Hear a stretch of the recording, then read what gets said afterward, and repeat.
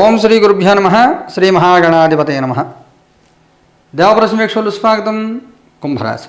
ఈ కుంభరాశిలో ధనిష్ఠా నక్షత్రం 3-4 పాదాలు, శతభిషం 4 పాదాలు, పూర్వభద్ర నక్షత్రం 1, 2, 3 పాదాలు ఉంటాయి. మీ అందరికీ 2026 జూన్ 2 నుంచి 2027 జూన్ 26 వరకు సాగేటువంటి గురుగ్రహ సంచారం మీకు ఏ విధంగా ఉంటుంది? సామాన్యంగా ఉంటుంది. మూలిగే నక్కమే తాటిపండులాగా ఉంటుంది. ఇబ్బందులకు శాతం కొంత ఎక్కువగా ఉంటుంది. స్థితిరీత్యా 6వ స్థానంలో గురుడు యోగించడు. మధ్యలో ఒక 2 నెలల కాలం 84 రోజులు 7వ స్థానంలో సంచారం కొంత అనుకూల ఫలితాలు ఇస్తాడు. అయితే ఈ గురుగ్రహ సంచారాన్ని ఎలా అర్థం చేసుకోవాలి? మీకు ప్రస్తుతం గోచారం చూసినట్లయితే శని, రాహు, కేతువు 3 అనుకూలంగా లేవు. ఏలినాడు శని చివరలో ఉన్నారు. జన్మరాశిలో రాహు అనుకూలం కాదు. డిసెంబర్లో రాహు రాశి మారి 12వ స్థానంకి వెళ్తాడు. వెళ్ళడం మూలంగా ఇబ్బందులకు శాతం ఉంటుంది. 6వ స్థానంలో కేతువు డిసెంబర్ 5 మారి 7వ స్థానంకి వస్తాడు. 7వ స్థానం నుంచి 6వ స్థానంకి వస్తాడు. అది కొంత అనుకూల ఫలితం. అదే 12వ స్థానంలో రాహుగ్రహ సంచారం ఉన్నప్పుడు గురుగ్రహ యొక్క దృష్టి మూలంగా కొంత వేధాస్థానం ఉంటాడు. కొంత రాహు రిపేర్ అవుతుంది. కొంత రాహు వచ్చి ఫలితం డ్యామేజ్ తగ్గుతుంది. అలాగే గురువును కూడా రాహు కొంత కంట్రోల్ చేస్తాడు. ఇబ్బందుల యొక్క శాతం ఈ గురుడు రాశి మారిన తర్వాత మధ్యలో 7వ స్థానంలో సంచారం చేసినప్పటికీ కూడా మీకు అధికంగానే ఇబ్బందులు ఉంటాయి. సంవత్సర ఉత్తరార్ధంలో కొంత అనుకూలత పరిస్థితులకు అలవాటు చేసుకోవడం జరుగుతుంది. మీకు ఏ రకమైన ఫలితాలు ఇస్తాడు గురుడు 6వ స్థానంలో అంటే చూడండి. ఎందుకంటే జూన్ 2వ తారీఖు నుంచి అక్టోబర్ 31 వరకు, మరలా 2027 జనవరి 24 నుంచి జూన్ 26 వరకు 6వ స్థానంలో సంచారం. ఈ 6వ స్థానంలో గురుగ్రహ సంచారం ఉన్నప్పుడు వచ్చే ఫలితాలు ఇలా ఉంటాయి చూడండి. దారాపుత్ర విరోధశ్చ స్వజనే కలహస్తదా. దారాపుత్రుని భార్యాబిడ్డలతో అంటే ఆడవాళ్ళకైతే భర్తతో, అలాగే సంతానంతో కూడా విరోధం కలుగుతూ ఉంటుంది. కుటుంబ కలహాలు, కుటుంబ సౌఖ్యం తగ్గిపోవడం జరుగుతుంది.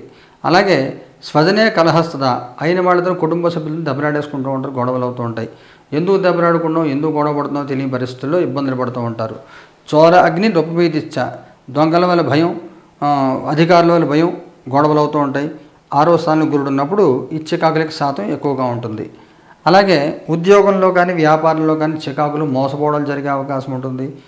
చికాకులకి శాతం ఎక్కువగా ఉంటుంది. మీరు సంపూర్ణంగా గురుగ్రహాన్ని శాంతి చేసుకోవాలి, గురుగ్రహ కవచం చదువుకోవాలి, లేకపోతే చికాకులకి శాతం ఇంకా ఎక్కువ అవుతూ ఉంటుంది.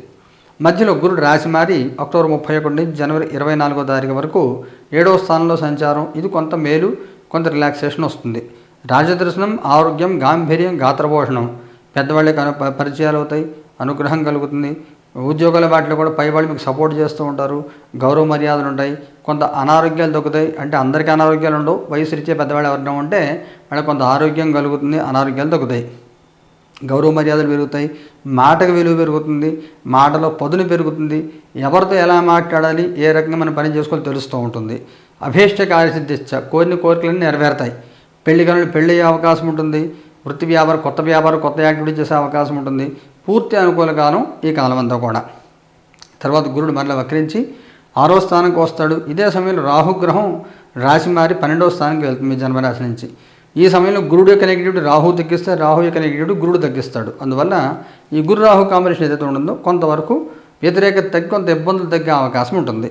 ఏమైనప్పుడు కూడా ప్రత్యేకంగా మనం గమనించి చూసినట్లయితే ఈ అతిచార గమనంలో గురుడు ఉన్నప్పుడు గురుకేతుల సంయోగం, తర్వాత కూడా రాశి మారి గురుకేతుల సంయోగం సాగుతుంది.